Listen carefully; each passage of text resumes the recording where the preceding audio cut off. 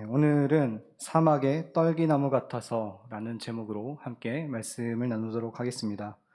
예레미야서는 선지자 예레미야가 유다 백성들에게 그들이 계속해서 하나님을 거역하고 우상을 섬기면서 하나님의 말씀에 불순종하면 하나님께 무서운 징벌을 받아 멀리 바벨론 땅으로 포로가 되어 끌려갈 것이라고 눈물을 흘리며 거듭 경고하는 그런 내용을 담고 있습니다. 그러면서 예레미야는 하나님께서 자기 백성을 얼마나 사랑하고 계시는지 또한 계속해서 일깨워 주기도 하였습니다. 그 중에서도 오늘 본문의 말씀은 크게 두 부분으로 나눠서 살펴볼 수 있는데요. 앞부분인 5절에서 8절까지는 여호와를 의뢰하는 것을 기준으로 한 복과 저주에 대하여, 그리고 뒷부분인 9절에서 11절까지는 하나님의 엄정한 보응의 원칙에 대하여 선언하는 내용을 기록하고 있습니다. 이에 대한 내용을 간략하게 살펴보자면 5절에서 8절은 사람의 힘을 의지하며 하나님을 떠난 자는 저주를 받고 또 하나님을 의지하고 의뢰하는 자는 복을 받을 것이라는 말씀입니다. 다음으로 9절에서 11절은 하나님께서는 사람의 마음을 살피시는 분으로 사람들 각각의 행위대로 보응하신다는 것입니다. 하나님께서는 사람이 인정하든 인정하지 않든 온 우주와 역사의 절대 주권자이십니다. 따라서 하나님께 대한 사람의 태도가 복과 화를 결정하는 것이죠. 그러면 우리는 하나님을 의뢰하고 그분의 말씀에 절대 순복하는 삶을 살아야 합니다. 아울러 하나님께서는 사람의 겉모습만 볼 수 있는 그런 사람들과 달리 사람의 마음과 중심을 보시는 분이십니다. 그렇게 우리는 하나님 앞에서 늘 정직한 모습을 유지하며 행위는 물론이고 마음까지도 정결하게 해야 할 것입니다. 이제 본문의 내용을 자세히 살펴보도록 하겠습니다.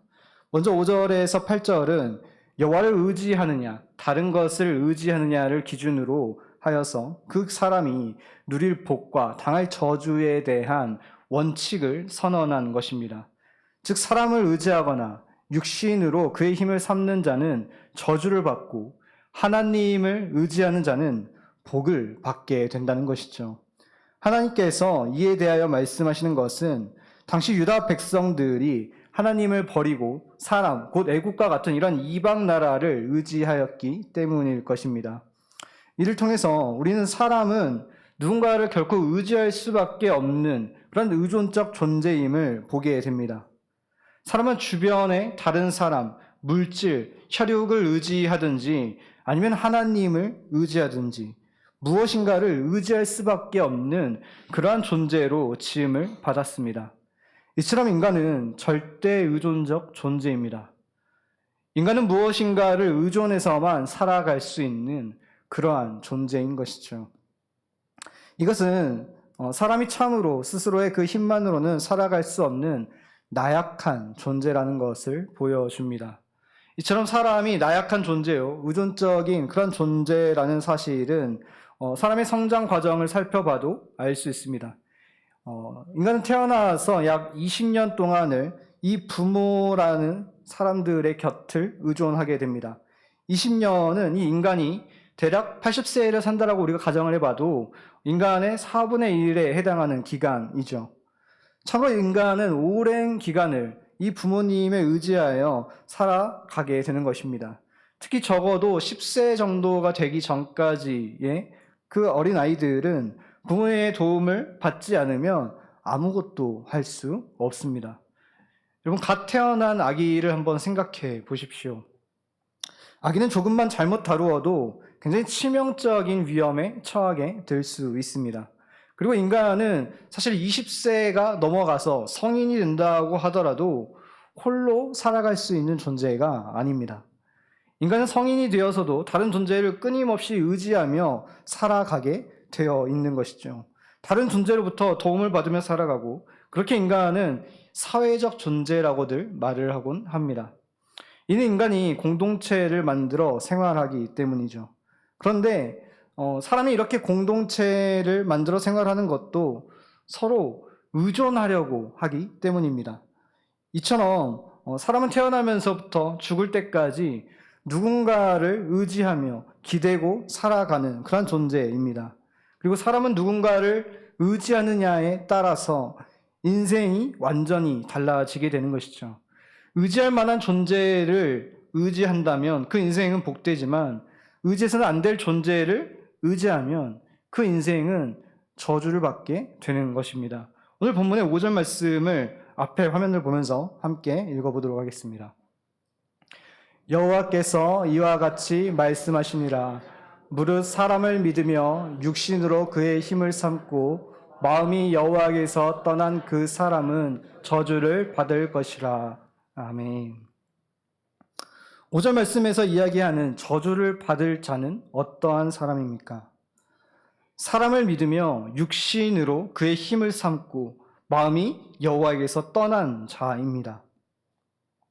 이러한 이들은 이미 하나님을 의지하지 않는 것이죠. 자신의 힘과 능력을 믿으며 자신의 인맥을 의지하고 하나님 없이도 아무런 문제 없이 살아갈 수 있을 것이라 믿는 자들입니다. 혹은 머리로는 하나님을 의지해야 함을 알면서도 그 마음의 중심은 하나님이 아닌 다른 어떠한 것들을 의지하는 자들이죠. 이러한 이들을 향해서 하나님께서는 이렇게 말씀하십니다. 6절의 말씀을 앞에 화면을 보면서 함께 읽도록 하겠습니다. 그는 사막의 떨기나무 같아서 좋은 일이 오는 것을 보지 못하고 광야 간조한 곳 건건한 땅 사람이 살지 않는 땅에 살리라. 아멘. 그런 이들을 하나님께서는 사막의 떨기나무 같은 자들이라고 말씀하십니다. 하나님을 버리고 사람의 도움을 의지하여 육신의 것을 자신의 힘으로 삼는 그러한 자들을 끝내 저주를 받아 사막의 떨기나무 같은 인생을 살게 된다라고 말씀하시는 것이죠. 이는 아무도 살지 않는 외롭고 거친 돌덩이들만 가득한 그런 척박한 광야 한가운데에서 모래바람만 휘몰아치는 메마른 광야 한가운데에서 아무런 낙도 없이 살아가게 되는 그런 거짓된 평화와 안전을 취하려 했던 인생인 것입니다. 그렇습니다. 하나님이 아닌 다른 무엇인가를 내가 의지하며 살아간다라는 것은 결국 거짓된 평화와 안전에 불과합니다. 지금 당장은 그것이 좋아 보일 수 있습니다. 편하고 행복할 수 있는 것이죠. 부유하고 남부럽지 않은 삶을 누리는 것처럼 그렇게 느껴질 수 있다라는 것입니다. 그러나 그들은 결국 하나님께 저주를 받아 사막의 떨기나무 같은 인생을 살게 되는 자들입니다. 그들의 곁에는 아무도 남지 않을 것이고 외롭고 허탄한 인생을 살게 되는 것이죠. 아무런 기쁨도 없이 그렇게 쓸쓸히 메말라 죽어가는 것입니다. 이것이 얼마나 어리석고 안타까운 인생입니까? 그런데 여러분, 이러한 모습들이 정말 나의 모습이 아니라고 고백할 수 있으십니까? 정말 내 삶은 척박한 광야 같은, 메마른 황야와 같은 그런 인생이 아니라고 단언할 수 있냐는 말입니다. 사실 우리 모두는 사막의 떨기나무 같아서 척박한 광야에서 메마른 황야 한가운데에서 외롭게 메말라가던 자들 아닙니까?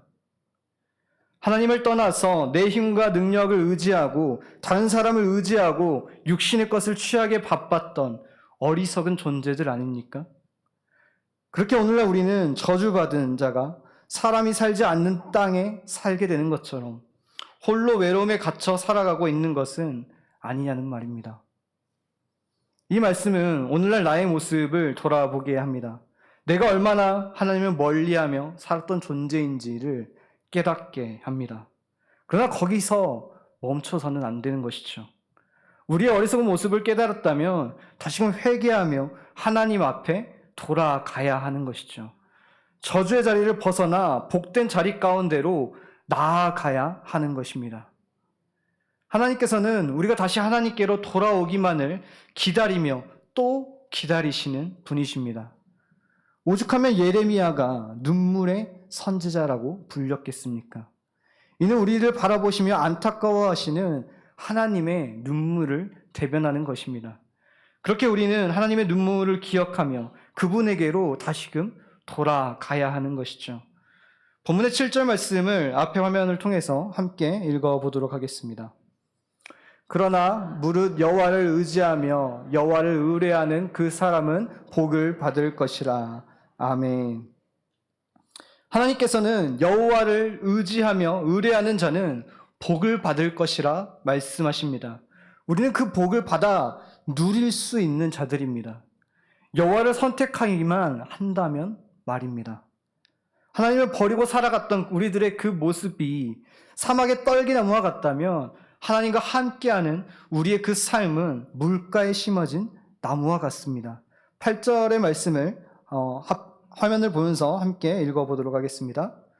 그는 물가에 심어진 나무가 그 뿌리를 강변에 뻗치고 더위가 올지라도 두려워하지 아니하며 그 잎이 청청하며 가무는 해에도 걱정이 없고 결실이 그치지 아니함 같으리라. 아멘. 여러분, 지금 이 물가에 심어진 나무와 같은 삶을 살고 계십니까? 하나님을 의지하면 큰 가뭄 가운데에서도 또 시냇가에 심겨진 그 나무와 같아서 하나님께서 공급하시는 이른 비와 늦은 비, 또 적당한 햇빛으로 극심한 가뭄 중에서도 그 뿌리가 강변에 뻗치고 더위가 올지라도 두려워하지 아니할 것입니다. 오히려 그 잎사귀가 마르지 아니하고 청청하며 때를 따라서 선하고 아름다운 열매를 그치지 않고 내어놓는 그러한 삶을 살 수 있을 것입니다. 여기서 중요한 것은 물가에 심어진 이 나무라고 해서 결코 어려움이 없는 게 아닙니다. 물가에 심어진 나무에게도 더위가 오고 또 가무는 해가 찾아오기 마련이라는 것이죠. 그러나 놀랍게도 이 물가에 심어진 나무는 더위가 올지라도 두려워하지 아니한다고 하나님께서는 말씀하십니다. 그렇습니다. 정말 하나님을 의지하는 자들은 내게 고난이 닥쳐와도 어려움이 몰려와도 두려워하지 않습니다. 사막의 떨기나무 같은 인생은 더위가 오고 가뭄이 오면 시들고 메말라 버리지만 물가에 심어진 나무와 같은 자들은 더위가 오고 가뭄이 와도 하나님께서 공급해 주시는 충분한 수분을 머금으며 걱정 없이 결실을 맺을 수 있습니다. 이처럼 하나님께서 공급해 주시는 은혜의 강물을, 은혜의 담비를 날마다 우리도 받아야 하지 않겠습니까? 이를 통해서 고난 가운데에서도 한 단계 더 성장하며 성숙한 하나님의 자녀가 되어야 하지 않겠습니까? 고난 가운데에서도 두려워하지 않는 당당하고 흔들림 없는 그러한 삶을 살아가야 하지 않겠습니까? 그러기를 원하신다면 하나님 앞에 나아가십시오. 하나님을 의지하며 살아가십시오. 그럴 때 우리는 하나님께서 주시는 복을 누리는 삶을 살아갈 수 있습니다. 그러나 그러기 위해서는 먼저 우리 앞에 진정한 회개가 있어야 합니다. 통회하는 심령으로 하나님 앞에 나아가야 하는 것이죠. 9절의 말씀을 보면 하나님께서 사람의 마음은 세상 모든 것들보다 더욱 거짓되고 심히 썩었다라고 그렇게 말씀하십니다. 여러분, 오늘 나의 신앙은 어떠합니까? 내 삶의 양심은 어떠합니까? 그저 형식적인 신앙생활과 심히 부패하여 거짓과 위선으로 썩어질 대로 썩어져 무슨 일에도 이 신앙의 양심이 작동하지 않는 고집생, 굳은 마음이 있지는 않습니까? 어리석고 교만한 자리에 앉아 자신의 굽은 마음과 생각을 고집하고 주장하며 상대방을 넘어뜨리는 거친 말과 열심으로 하나님의 일을 방해하고 막아서며 핍박하는 것은 아닌지 스스로를 돌아보십시오. 그리고 하나님 앞에 나아가 회개하십시오. 죄악의 자리 가운데에서 즉시 떠나시기 바랍니다. 본문 10절의 말씀을 앞에 화면을 보면서 함께 읽어보겠습니다. 나 여호와는 심장을 살피며 폐부를 시험하고 각각 그의 행위와 그의 행실대로 보응하나니. 아멘. 하나님께서는 심장을 살피시며 폐부를 시험하시는 분입니다. 사람의 생각과 마음을 살피시며 감찰하신다라는 것이죠. 부패한 사람의 마음을 여러분 우리는 결코 알 수 없습니다. 심지어 스스로도 자신의 그 마음, 그 안에 있는 거짓된 마음을 제대로 알지 못하는 경우들도 존재합니다. 그러나 하나님께서는 사람의 마음을 다 아십니다. 그분께서는 전지한 분이시고 더욱이 사람의 마음을 지으신 분이시기 때문이죠. 그러면 하나님보다 더 사람의 마음을 잘 아는 사람은 결코 있을 수 없을 것입니다. 그렇게 우리는 겉으로 드러난 행위로 악을 행해서도 당연히 안 되겠지만 그와 아울러 마음으로도 악을 품어서는 결코 안 되겠습니다. 사람의 마음을 감찰하시는 하나님께서는 겉으로 나타나는 사람의 행위뿐만 아니라 그 마음의 생각도 매우 중요하게 보시기 때문입니다. 겉으로 드러난 행위가 비록 악하지 않고 또 경우에 따라서는 선한 모양을 취하고 있다라고 할지라도 마음의 생각이 악하다면 결코 하나님의 진노를 피할 수 없을 것입니다. 사람들의 법, 이 세상의 그 법에서는 사람의 마음과 생각이 어떠한지는 염두에 두지 않습니다.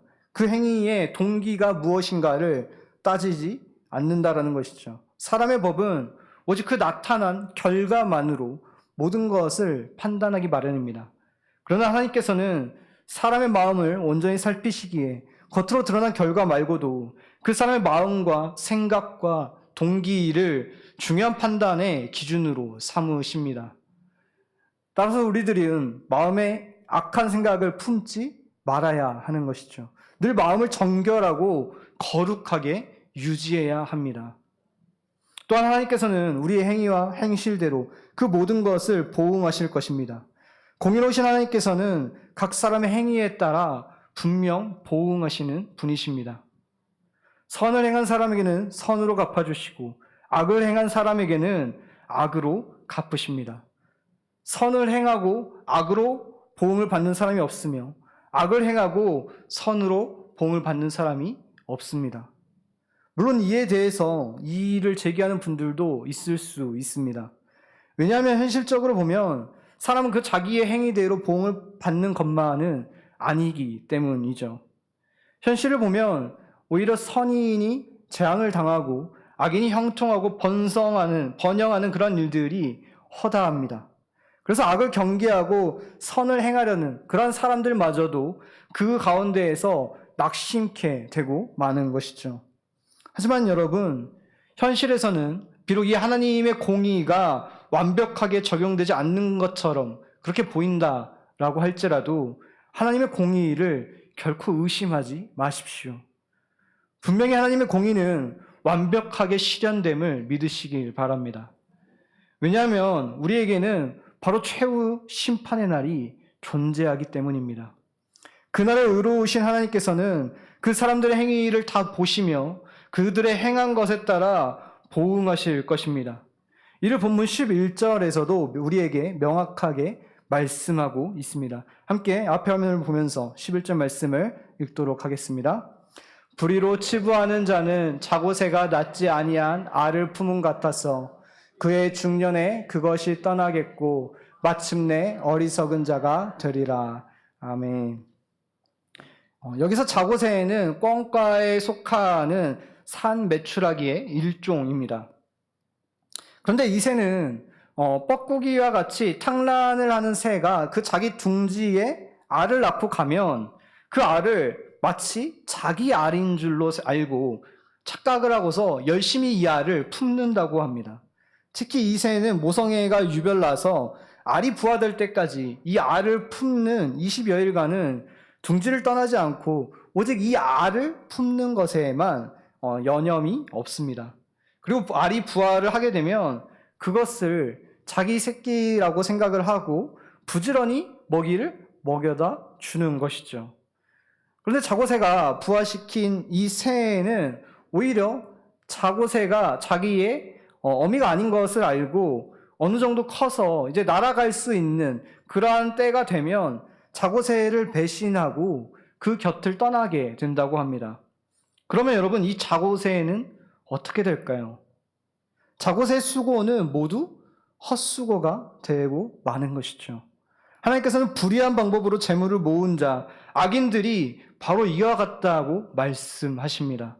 결국 불의한 방법으로 살아가는 자들은 그 끝이 허무하게 될 수밖에 없음을 이야기하시는 것이죠.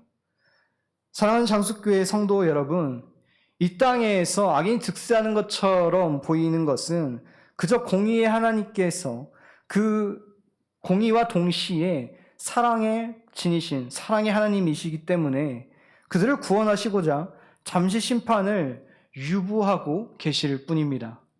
하나님께서는 한 사람도 빠짐없이 구원하시길 원하시고 그들이 회개하고 다시 하나님께로 돌아오기를 기다리시는 것이죠.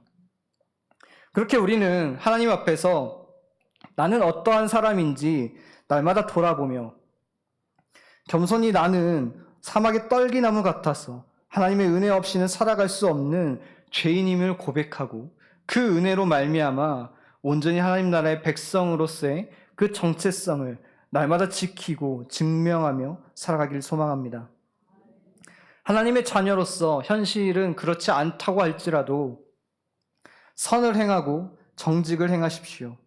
거룩하고 정결한 삶을 살아가십시오.